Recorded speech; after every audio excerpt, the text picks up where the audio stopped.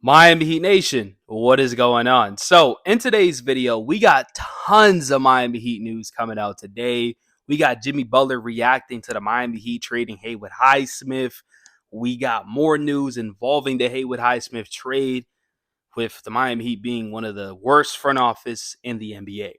Now, before we do start today's video, if you guys enjoy Miami Heat content, we do upload every single day. Our goal this year is to upload for 365 days, and I couldn't do it without you guys. So I just want to say I appreciate y'all, love y'all. Continue to keep liking, sharing, subscribing, and let's get back in today's video. So, if you guys didn't know, Haywood Highsmith was traded to the Brooklyn Nets yesterday. So the Brooklyn Nets received Haywood Highsmith and a 2032 second round pick. Miami Heat receives a protected 31 to 55 2026 second round pick. So this is probably one of the worst trades that the Miami Heat continue to do. They continue to give capital up and get nothing in return just to get under the luxury tax. I understand you want to get under the luxury tax, but you're telling me Haywood Highsmith, who is a perimeter defender who has worked on his shot, is worth absolutely nothing. And I promise you, the Brooklyn Nets will find a way to flip him and get like 4 second round picks. This front office is a disaster. So look at this. This is the last 2 years. Caleb gone for nothing. I said we should have traded him and got something out of it. Gabe gone for nothing. Strus gone for a second. Lowry gone with a first round pick attached. Haywood Highsmith gone for a useless second.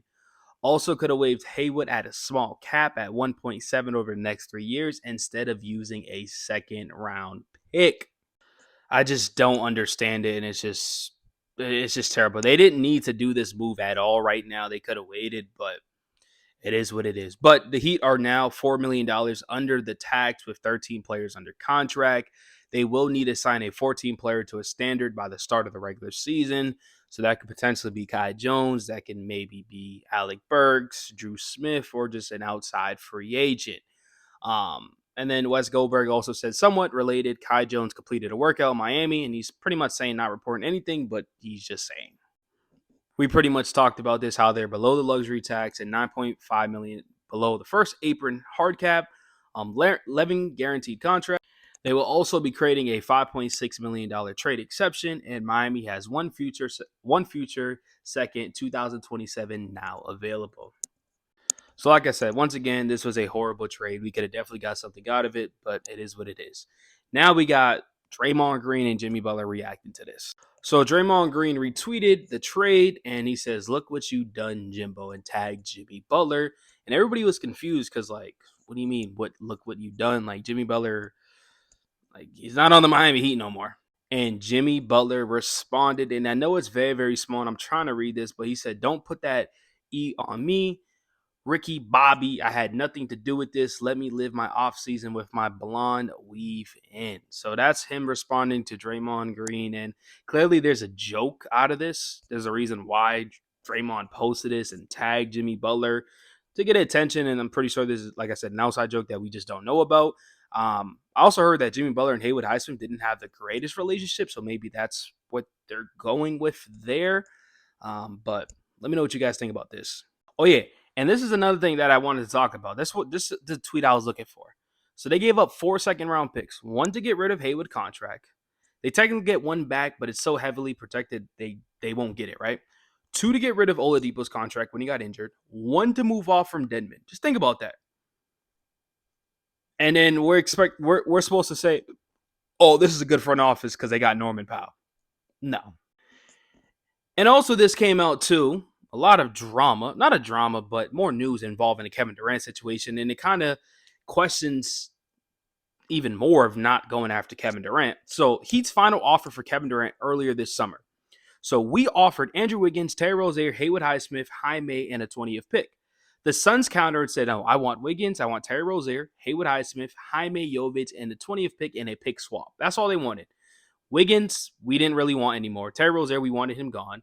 Haywood Highsmith, you throw him in there. Now looking at it, you definitely throw him in there. I mean, this dude just went for nothing.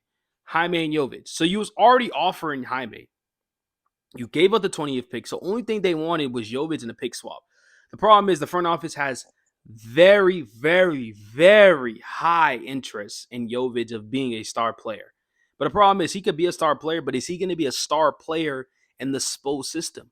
You can have all the potential in the world, but if the coach is not putting you in the right spots, you're not going to be a star. It's simple as that. So I just don't understand what this front office is doing at all. I don't think this was a bad deal. Like giving up Jaime and Jovic, you didn't have to give up Kel'el Ware. They're not even asking for Kel'el Ware. Think about that.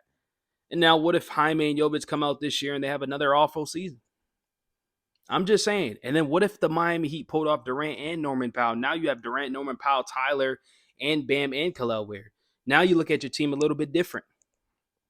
It's as simple as that. So it is what it is. Kevin Durant's on the Houston Rockets now. We move on, but just seeing this type of stuff just frustrates me. And then also, this is some, positive stuff. So it says the top 10 shooting guards in the NBA according to Hoops Hype.